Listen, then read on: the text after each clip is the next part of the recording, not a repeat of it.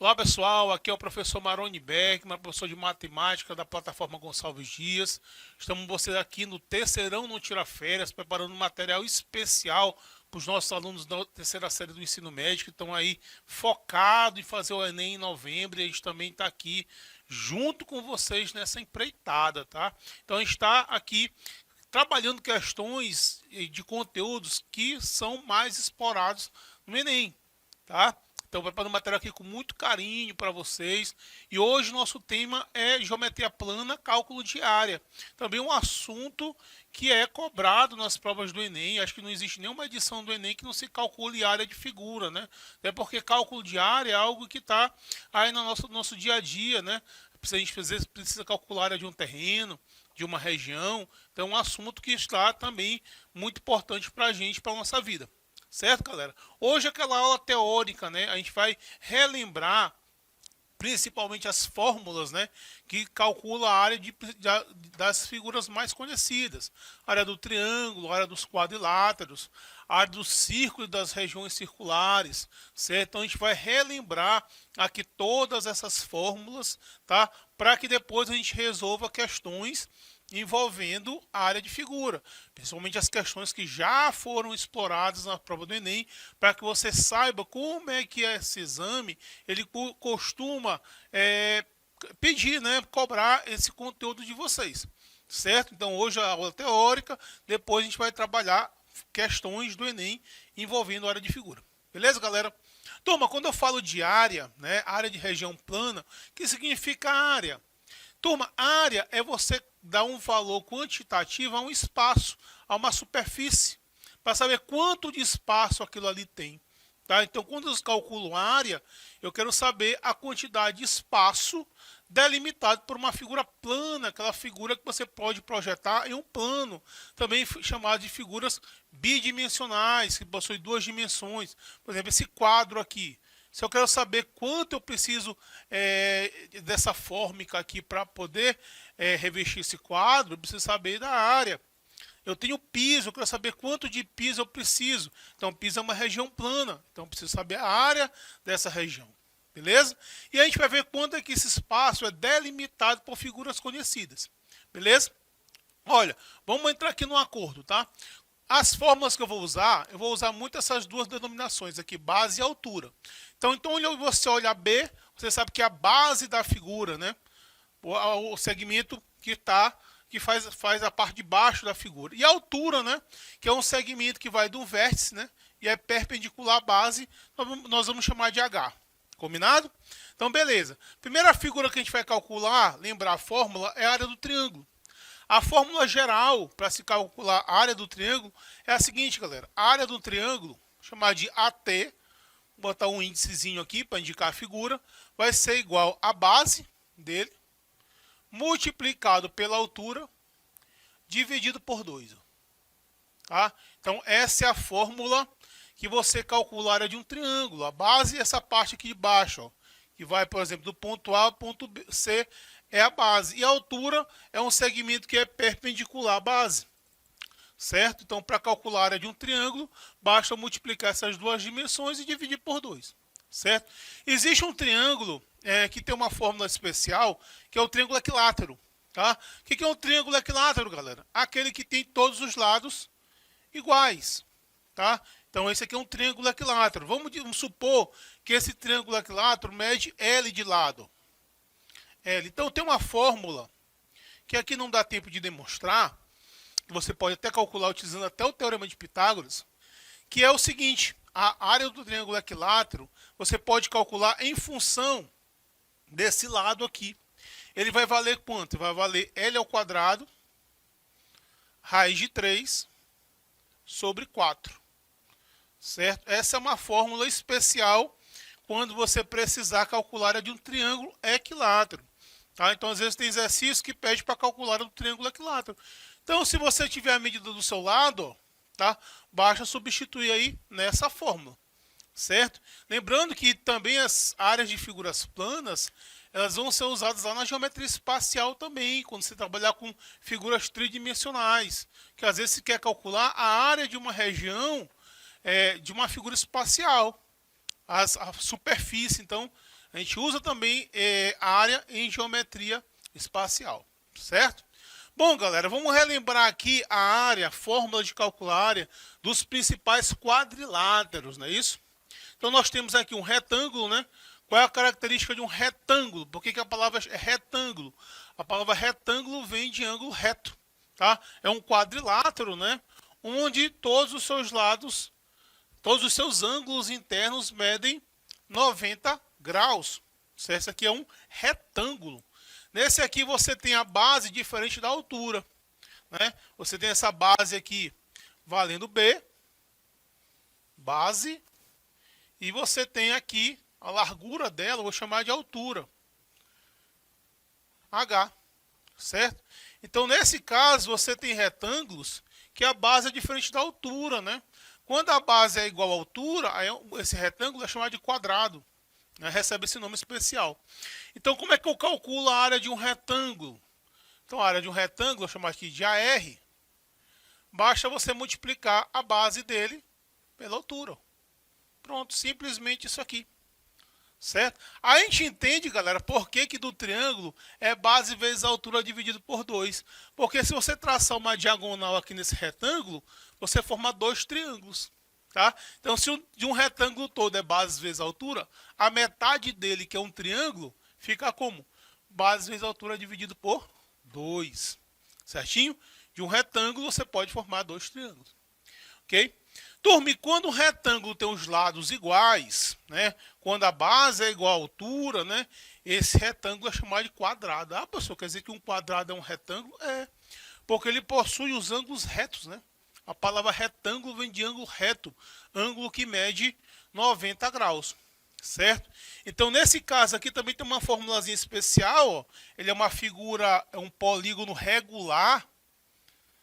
Por que isso aqui é um polígono regular, pessoal? O que é polígono regular mesmo? É o polígono, a figura que tem vários lados, onde os lados têm a mesma medida. E os ângulos internos também. Então, o quadrado é um exemplo de um polígono regular.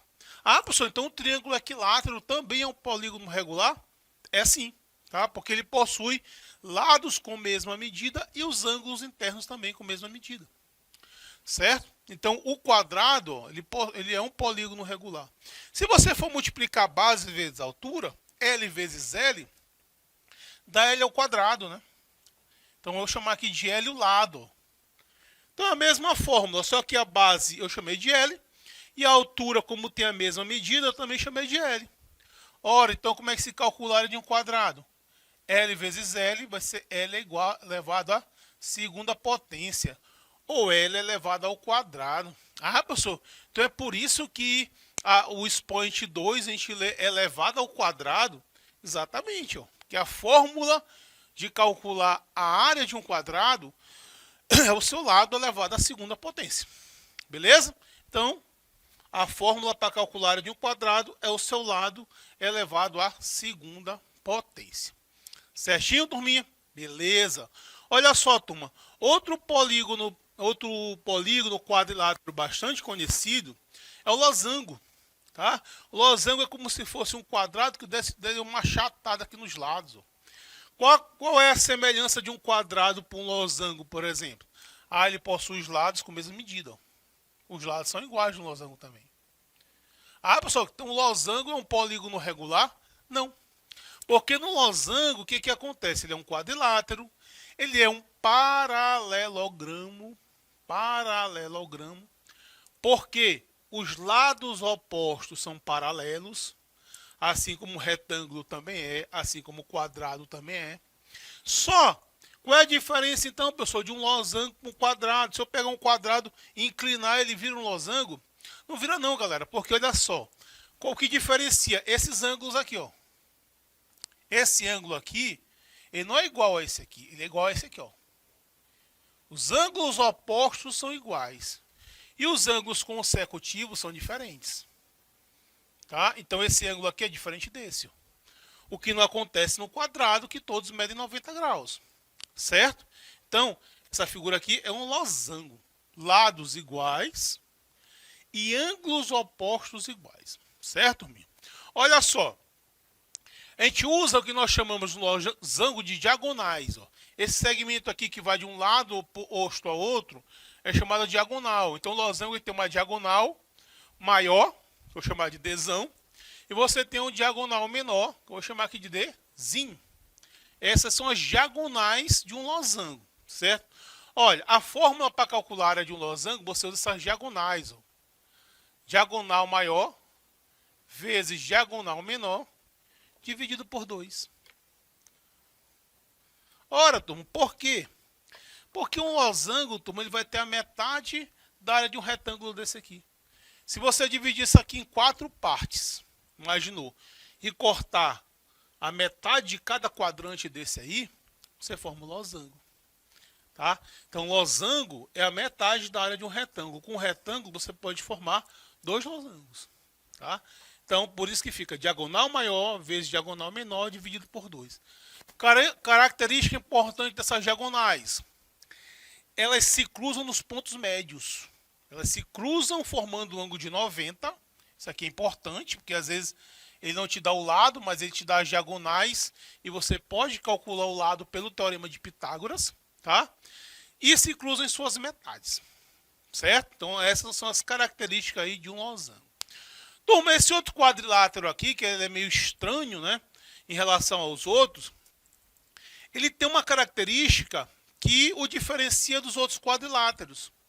Enquanto tanto retângulo, né, como quadrado, como losango, os lados opostos são paralelos, né, se você prosseguir esses lados aqui, assim como você prosseguir esses dois, eles não vão se cruzar. Então, essas figuras possuem 2 pares de lados paralelos. Por isso que são chamados de paralelogramos. Só que o trapézio não. O trapézio, ele possui dois lados inclinados. Ó. Se você prolongar esses lados, eles vão se cruzar em um ponto. Tá? Então o trapézio ele é um quadrilátero diferente desses outros. Porque ele possui apenas um par de lados paralelos que nós chamamos de base. Esse Bzão aqui vou chamar de base maior. Esse aqui de cima é a base menor, que são os lados que são paralelos. E esse segmento aqui nós vamos chamar de altura, H. A altura não é esse lado inclinado não, a altura é sempre perpendicular. Então, turma, para calcular a área de um trapézio, a gente fala das características porque você precisa reconhecer a figura, né? Eu tenho que olhar para a figura, se eu souber a fórmula, mas não souber identificar, não vai adiantar, né, turma? Então, o que vai acontecer aqui? A fórmula é a seguinte, ó, base maior mais a base menor multiplicado pela altura dividido por 2. É as fórmulas aí maior, né, do que em relação às outras aí. Certo, galera? Então, só lembrando, área do triângulo, né? Base vezes altura dividido por 2. Né? Quando o triângulo é um triângulo equilátero, L é o quadrado raiz de 3 sobre 4. Certo? O retângulo, né? Basta multiplicar a base pela altura, né? Isso, retângulo quadrilátero que possui ângulos retos. Certo? Quando o quadrilátero possui os lados iguais, aí ele recebe o nome de quadrado, aí basta você pegar o seu lado e elevar a segunda potência. Aí você vai calcular a área da região delimitada por um quadrado. Certo? O losango, que possui os lados iguais, porém os ângulos, somente os ângulos opostos é que são iguais, você usa a fórmula diagonal maior vezes diagonal menor dividido por 2. E por último aqui dos quadriláteros mais conhecidos, né? Você tem o trapézio, né? Que se diferencia por possuir apenas um par de lados paralelos, no caso que nós chamamos de base maior e base menor. A fórmula é base maior mais base menor vezes a altura dividido por 2. Certinho, turma? Anotem essas fórmulas aí, que são importantes na hora da prova. Turma, e agora a gente vai para as regiões circulares, né? Círculo, né? Círculo é o que? Essa região delimitada por uma circunferência. Uma circunferência é uma sequência de pontos que estão a uma mesma distância em relação ao centro, né, da figura. Então, essa linha aqui é uma circunferência. E a circunferência, junto com a região interna, forma o que nós chamamos de círculo. Tá? E para você calcular as fórmulas envolvendo regiões circulares, ele utiliza essa medida aqui, que é o raio.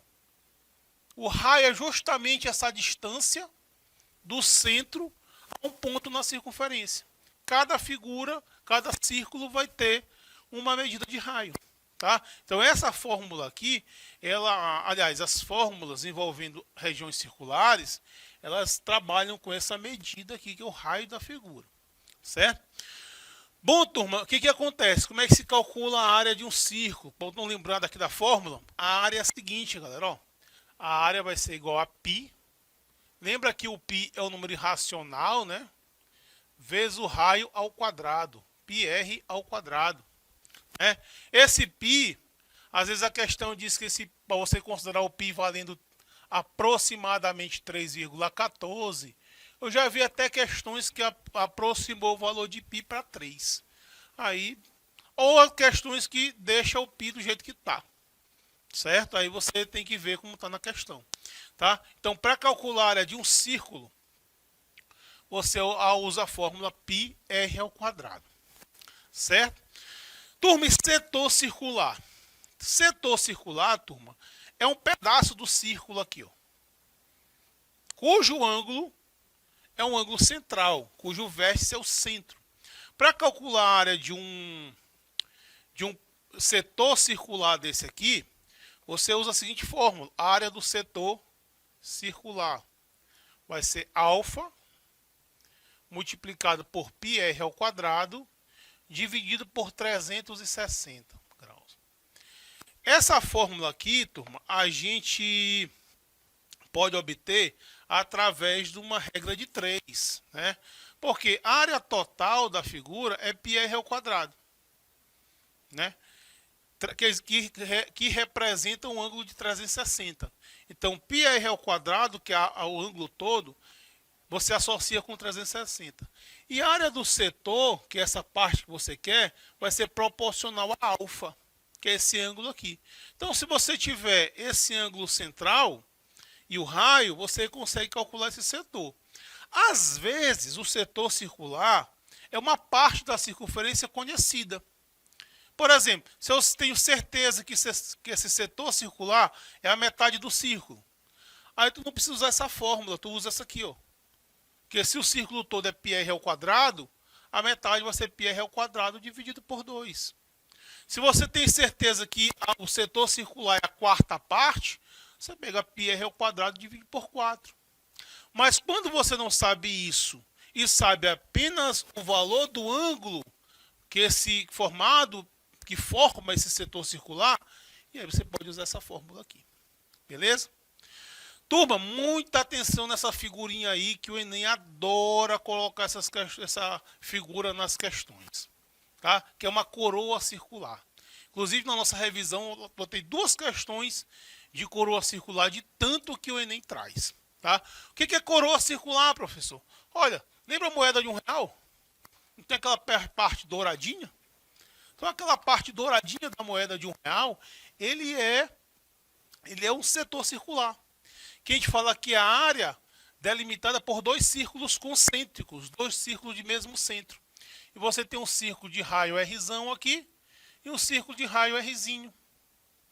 Então, essa coroa circular é essa região que eu destaquei aqui, ó, que ela fica entre os 2 círculos. Ó. Nós chamamos disso de coroa circular. Como é que você calcula a área de uma coroa circular? Se você não quiser decorar a fórmula, turma, é só você pegar a área do círculo maior e subtrair da área do círculo menor, como se fosse uma figura vazada. Se você fizer isso, você vai encontrar π Rzão ao quadrado menos π Rzinho ao quadrado. Pronto. Se você quiser construir a fórmula disso aqui, basta você colocar esse π em evidência, ó, usando a fatoração, né, do fator comum. Então fica π que multiplica Rzão ao quadrado menos Rzinho ao quadrado. Certo? Aí você tem a área aí da região da coroa circular. Beleza, galera? Então, na aula de hoje, revisou as principais fórmulas de calcular a área de figuras conhecidas. Já sabe, né? Terceirão, não tira férias.